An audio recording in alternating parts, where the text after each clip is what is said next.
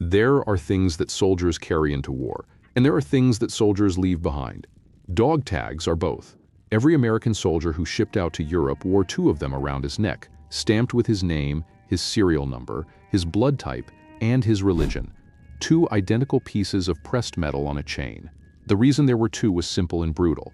If a soldier died, one tag stayed with the body for identification, the other went back to the army. To the records, to the family, to the folded flag and the letter that nobody ever wanted to write or receive. Those tags were not equipment. They were not military hardware. They were the last proof that a man had existed, that he had a name, that somebody somewhere was waiting for him to come home, that if the worst happened, at least the worst would have a name attached to it and a family that would be told. When General George S. Patton was informed that a German general in American custody had been found with 300 American dog tags locked inside a personal safe in his private quarters, he did not immediately respond. According to the accounts of the officers present when the report was delivered, he set down whatever was in his hands, and he was quiet for a moment that everyone in the room recognized immediately as the specific silence that meant something was about to happen that nobody was going to forget. 300 tags, 300 names, 300 men who had gone somewhere they did not come back from, and whose last proof of existence had ended up in a locked safe in a German general's private quarters, like a collection, like a hobby, like something a man keeps because it gives him pleasure to look at it. Type the number 300 in the comments right now. Just the number, because I want this comment section to be filled with the only thing those men were ever reduced to in that safe. And I want every person who watches this video to understand before we go any further exactly what those 300 pieces of metal represented, to understand the full weight of what Patton found and what he did about it. You have to understand the specific culture of trophy taking that existed within certain elements of the German military, and particularly within the SS and the senior officer class of the Wehrmacht during the Second World War. Because what the German general had in that safe was not an aberration. It was not the bizarre behavior of one disturbed individual operating outside the norms of his institution. It was the logical endpoint of a belief system that had been systematically constructed and institutionally reinforced over 12 years of Nazi rule. A belief system that held that the enemies of the Reich were not fully human, and that their deaths were therefore not tragedies to be mourned, but victories to be celebrated, and in some cases, commemorated. According to the historical analysis provided by Robert Gillespie in his book Backing Hitler, which examines the degree to which ordinary German citizens and German military personnel absorbed and internalized the ideological framework of the Nazi state. The dehumanization of enemy soldiers, and particularly of American soldiers who were fighting on behalf of a country, the Nazi propaganda apparatus had spent years portraying as racially compromised and morally corrupt, was not incidental to the German war effort. It was central to it. German soldiers were not simply taught that Americans were their military opponents. They were taught that Americans were their racial and civilizational inferiors, that American deaths were proof of German superiority, and that the physical evidence of those deaths, the weapons, the equipment, the personal effects, the identifying tags of the men who had been killed were legitimate trophies of that superiority. The senior German officer class had absorbed this framework most completely, because they had been living inside the Nazi institutional world the longest, and because the specific culture of Prussian military tradition, with its emphasis on personal glory and the accumulation of martial honors, had merged with Nazi ideology in a way that made trophy-taking feel not just acceptable, but almost ceremonially appropriate. These were men who had grown up in a military culture that celebrated the collection of enemy battle flags, enemy weapons, enemy standards. The Nazi ideology had simply extended that tradition to include the most personal and most intimate possessions of the men they killed. Dog tags were the ultimate trophy in this framework. Not because they had military value. They had none. Not because they were worth anything materially. They were pressed tin. They were worth nothing. They were the ultimate trophy because they were the most personal thing a dead American soldier had on his body. They had his name on them. They were the proof in the most literal and most undeniable physical form that a specific human being with a specific name and a specific blood type and a specific religion had been alive and was now not. And the German general who had 300 of them locked in a safe had understood that perfectly and had acted on it with a deliberateness and a consistency that 300 separate tags, accumulated over what had to have been months or years of active collection, made impossible to deny. He had been collecting them, intentionally, systematically. Every time a man under his command or in his operational area killed an American soldier, somewhere in the chain of events that followed, a dog tag had found its way to this general's safe. 300 times, 300 names, 300 men. If you're feeling something in your chest right now that you do not have a clean word for, type the word wait in the comments. Because what you're feeling is exactly what every American officer who heard this report felt when the number was read out loud for the first time. The discovery of the safe happened during the systematic search of a requisitioned German estate that had been serving as the general's personal headquarters and living quarters during the final phase of the German military presence in the area. According to the accounts preserved in the Third Army operational records and corroborated by the testimony of the intelligence officers who conducted the search, the safe itself was not hidden. It was in the general's private study, behind a painting in the way that safes in German officer quarters frequently were, but the painting was not concealed and the safe was not disguised. It was simply locked. The general, when the American soldiers found it and demanded the combination, gave it without significant resistance. He was already in custody.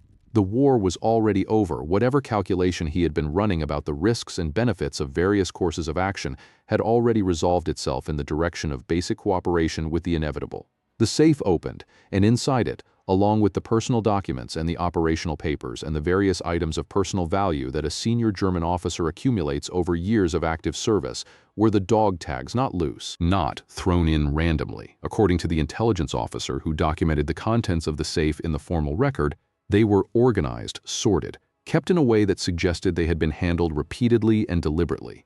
300 of them, the names face up.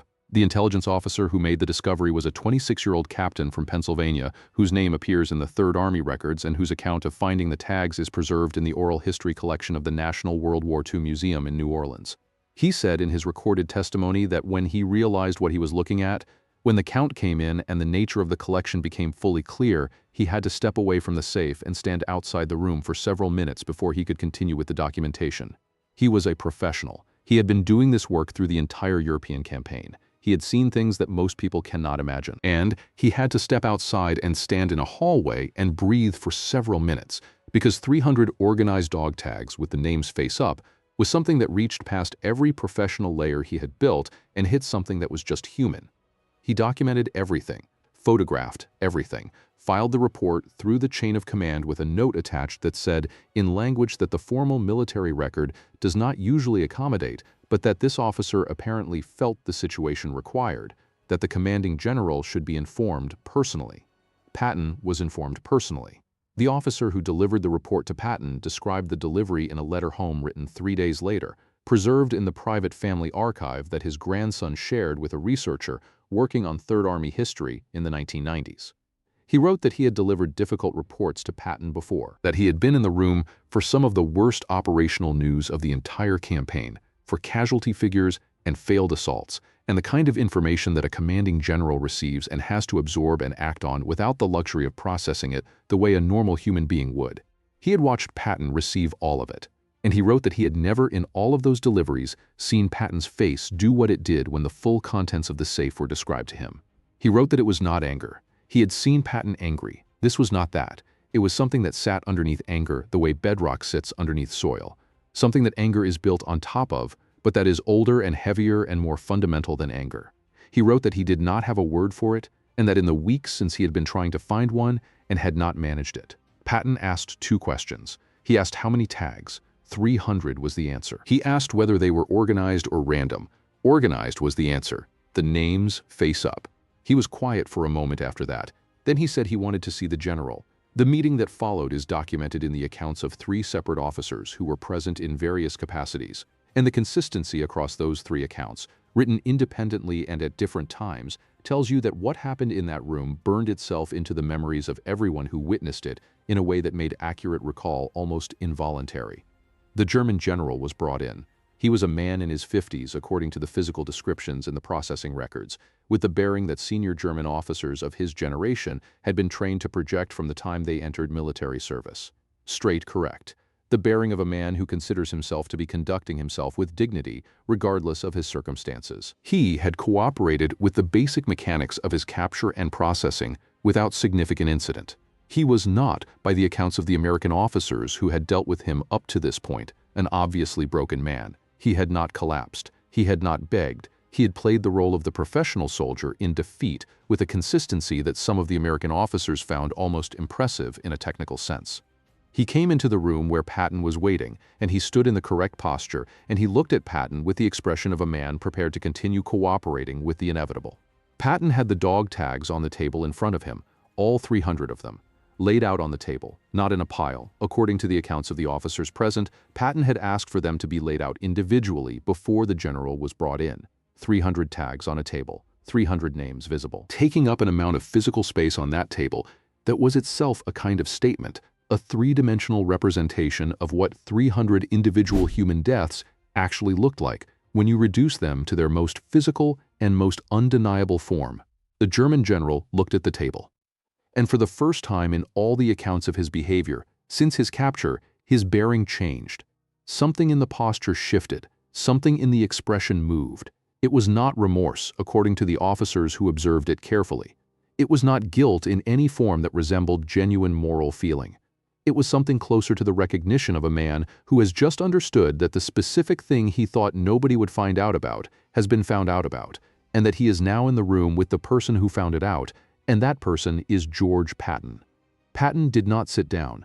He stood at the table. He looked at the general for a long moment without speaking, and then he picked up one of the tags from the table, one specific tag. He looked at the name on it. He read the name out loud. According to the account of the senior staff officer present, his voice when he read that name was the quietest anyone in that room had ever heard Patton speak. Then he told the general what he was holding, not the military description of it, the human description.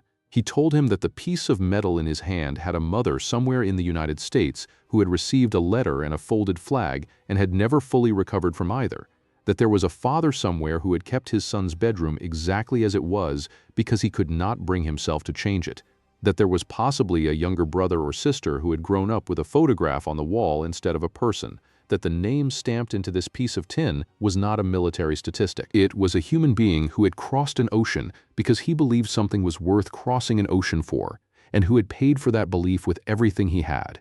He set the tag down. He picked up another one. He read that name out loud too. According to all three accounts, the room was completely silent except for Patton's voice reading names. He read them for a long time, not all 300, but enough that the silence in the room became something structural, something that everyone present could feel pressing against them from all sides. The German general, according to the accounts, stopped meeting Patton's eyes somewhere in the middle of the names. He looked at the table, he looked at the tags, and he stood there and he listened to an American general read the names of dead American soldiers out loud in a quiet room, and he had nothing to say and nowhere to go. When Patton finally set down the last tag he was going to read, he looked at the general for a long moment. Then he told him something that the staff officer who recorded it said he had been turning over in his mind for years since, because it was not what he expected Patton to say. And it was more devastating than anything he could have anticipated. He told the general that he had been in this business long enough to understand the difference between a soldier and a predator, that soldiers killed because they had to, because the logic of war demanded it, and the orders required it, and the alternative was dying themselves. That killing in war was not a clean thing, and it was not a good thing, but it was a thing that men did when they were put in the situation of war, and it was something that a soldier could carry home without it destroying him entirely if he understood what it was and why it happened. He had buried enough of his own men to understand that, but a man who collected the proof of his killing, a man who organized the names of the men he was responsible for killing and kept them in a locked safe with the names face up. That man was not a soldier. That was something else entirely. Something that the uniform and the rank and the military career were a costume for rather than a description of. And he told the general that in the time remaining to him before the war crimes proceedings that were going to follow from what was on that table, he hoped the general found a way to sit with what 300 names face up in a locked safe actually said about who he was when nobody was watching. Then he turned and walked out of the room. The German general was transferred to the War Crimes Processing Unit within 24 hours. The dog tags were formally logged as evidence and transferred to the military chaplains attached to the 3rd Army headquarters, who began the painstaking and heartbreaking work of cross-referencing the names against the casualty records to identify which families could be notified that their sons' tags had been recovered and where they had been found. According to the records of the military chaplains unit preserved in the National Archives, that process took weeks. 300 names. 300 families, 300 notifications that added a specific and horrible detail to the loss that those families had already been carrying. The chaplain who led that effort, a man named Father William Cummings, whose service record is preserved in the Catholic Military Chaplains Association archives, wrote in his personal journal during those weeks that the work of matching names to families was the heaviest thing he had done in 3 years of active service in one of the most brutal campaigns in American military history. Not because of the volume of it, though the volume was significant, but because of what each individual match meant. Each name cross-referenced and confirmed was a family somewhere in the United States who was going to receive information that their government had not previously been able to give them, that their son's dog tag had been recovered, that it had been in a German general's safe, that it had been kept there, organized, with the name face up. He wrote that he did not know what to do with that information from a pastoral standpoint. He did not know how to make that piece of information into something that a grieving family could hold and integrate into the loss they were already carrying. He prayed about it every night during those weeks. And he wrote that the prayers felt inadequate to the specific weight of what he was praying about. Patton was informed when the cross-referencing was complete, and the full scope of what the general had been collecting became clear in human rather than numerical terms. According to the account of his aide, who was present for that briefing, he listened to the complete report without interrupting. When it was finished, he asked whether the families were going to be notified. He was told the notifications were being prepared. He asked whether the notifications would include the information about how the tags had been found, the safe, the organization, the names face up. There was a pause in the room. His aide wrote that nobody was entirely sure how to answer that question, because nobody had explicitly decided yet whether that level of detail served the families or damaged them. Patton said that the families deserved to know the truth, all of it, that they had been carrying a loss that the government had given them the minimum information about for long enough, that if their son's tag had been in a German general's collection, organized with the name face up, they had the right to know that. Not because it would make the grief easier, nothing was going to make the grief easier, but because the truth was the only thing that actually honored what their sons had paid and what their families had lost. Sanitized information was a second loss on top of the first one, and he was not going to be responsible for it. The notifications went out with the full details. What the story of those 300 dog tags teaches us is something that goes beyond the specific history of the Third Army and the spring of 1945. It teaches us about the specific way that dehumanization works, not as an abstraction, not as a philosophical concept, but as a practical, physical, operational reality. The German general who collected those tags had been taught, systematically and institutionally, that the men those tags belonged to were not fully human, and he had internalized that teaching so completely that collecting the proof of their deaths had felt to him not like depravity, but like an entirely natural extension of the war he thought he was fighting. He had not hidden the safe. He had not been ashamed of what was in it. He had organized the names face up. That is what dehumanization actually looks like when it is given institutional power and 12 years to operate. Not the dramatic Hollywood version. The quiet, organized, names face-up version that sits in a locked safe in a private study behind a painting and accumulates over months and years until a 26-year-old captain from Pennsylvania opens a safe and has to step outside and stand in a hallway and breathe. And what Patton did in that room, reading names out loud in a quiet voice to a German general who had nowhere to look and nothing to say, was not a military procedure. It was not a legal proceeding. It was not an interrogation or a punishment or an administrative action. It was a man standing in a room and insisting with the specific and unignorable authority of someone who had buried the people those names belonged to, that they were going to be said out loud, that they were going to be heard, that the collection was going to be looked at for exactly what it was, 300 individual human beings reduced to organized metal in a locked safe, and that the man responsible for that reduction was going to stand in the room and listen to the names and have no place to hide from what they meant. Type the word heard in the comments if you believe that is the most important thing Patton did in that room, because I think it was. I think reading those names out loud was more powerful than anything else he could have done, and I want to know if you feel that too. If this story hit you the way it hits me every time I sit with the reality of what was in that safe and what Patton chose to do about it, do one thing before you go anywhere else. Hit the like button. Not for the algorithm, for the 300. Subscribe to this channel if you want to keep going deeper into the history that the official version decided was too raw and too human to tell the way it actually happened. Turn on notifications so you never miss one of these. And leave your honest thoughts in the comments, because I read every single one and the conversation that happens there is the most valuable thing this channel produces. I will see you in the next one.